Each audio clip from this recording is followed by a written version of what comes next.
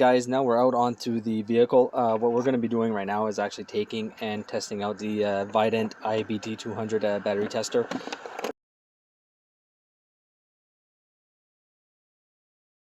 On to my Sorrento, because that is the vehicle that I have on hand right now. So the first thing that you want to do when you get a battery tester is that you want to actually make sure that it actually turns on, because most of them don't have internal batteries, so they actually power up by the battery onto the vehicle. So make sure that it actually turns on. So the next thing you're going to want to do is that you want to take and select the type of battery that you have in your vehicle. Now, on most automotive applications, you're going to have a 12 volt. When you go on to more to heavy duty, you'll have 24 volts, and you can even have 36 volt systems. It really depends.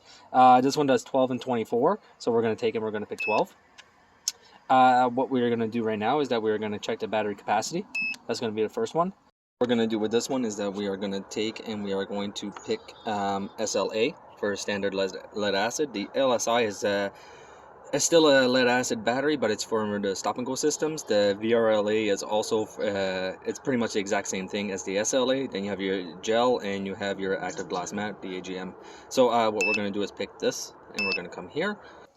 Okay, and the CCAs is already marked at 680 because I already tested this once, but it's all the way under here. I don't know. 850 CAs and 680 CCA. So that's what we're going to test, and we're going to see how quick it responds.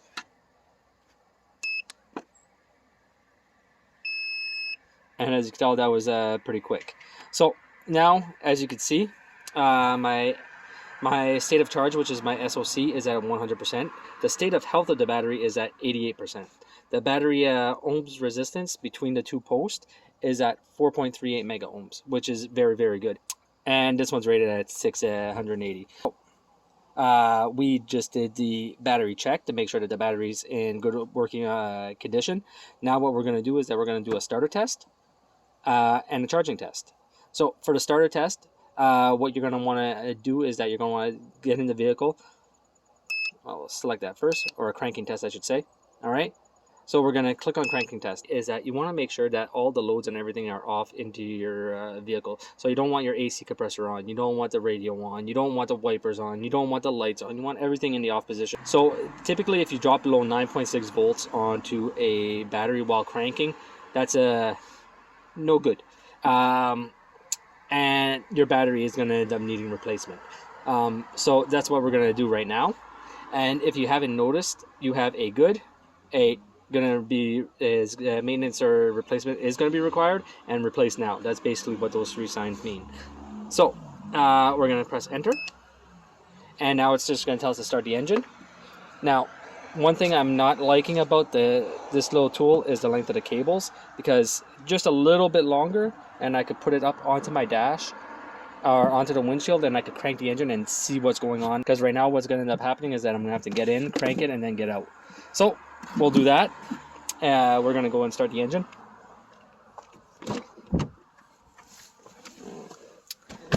So the first thing we're going to do, just going to drain the battery a little bit, turn it on. We're going to turn off all the loads. We're going to turn this guy off. Okay. After that, make sure my lights are off, wipers are off, nothing is running. And now what we're going to do is just start the engine. Perfect. Now we're going to stop the engine, and we're going to go and see what our reading is. And as you can see, it is saying that my cranking voltage is low, which I wouldn't doubt. This battery is roughly about 5 years old. So, but for being at 9.24 volts, not too bad. Okay. So the next thing that we're going to have to do is that we are going to have to take and test the charging system. Now the charging system is going to be with all the loads on, and we are going to take and we're going to rev the engine up to 2000 RPMs when it started. So that's the next step we're going to do right now. So we're going to go to charging system, turn on all loads, speed up to 2000 RPMs or 25, yeah, give or take, and then press enter. So you see where this can be a little problematic with the length of the cable, because I can't be in the car, rev the engine, and take and or how can I put that? Start the engine, hold it up to 2000, and then come in, press the button. it's not doable. Well, it is, but you have to have a stick or something to hold your gas, and I just don't have a stick on me, so I'm gonna try my best to do this. So just give me 1 second. All right, so I got it up to 2200 RPMs, give or take. Hopefully it stays around there. We're gonna go and we are gonna take and check this now. So we're gonna test the alternator. Oh, I got to turn on all my loads. Can't really test the alternator with all the loads off, eh? So let's go. Turn everything on. Radio's on. Let's turn the fan on. Air conditioner's on. So everything's looking good there. And now we are going to press enter. And we're going to test the system. So right now it's doing my ripple test. Ripple test pass. Turn off all loads. Speed up engine to 2500 to 3500 RPMs and then press enter. So just follow what they say. We're going to take and try bring this to 25 to 3500 now. The best that I can. I don't know how well that's going to be, but that's a little high. We'll bring that down a little bit. Oh, you guys can't see. So I'm at about 3100, so that'll do. We'll turn off the wipers before I blow that. There we go. Alright, let's go ahead, press enter.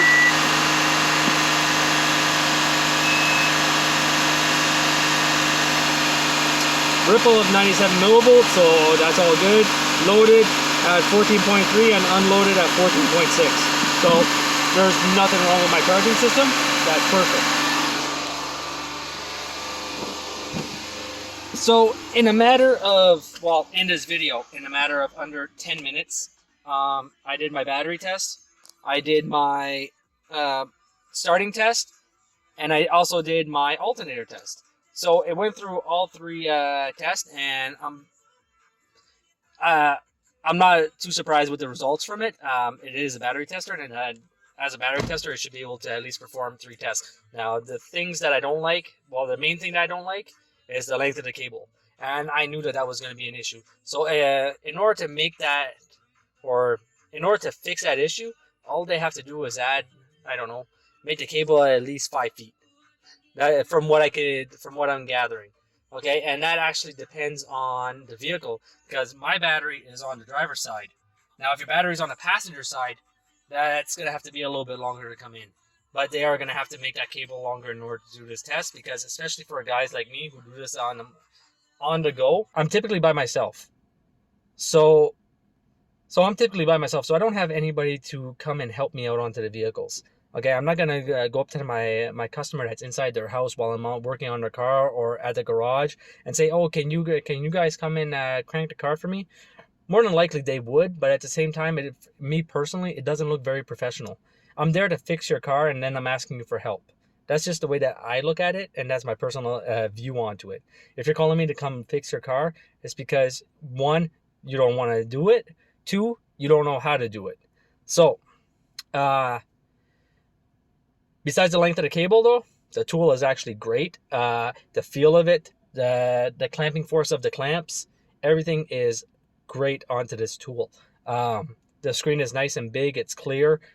I really don't have anything bad to say about it except for the length of the cable. I'm going to keep coming on to the length of the cable.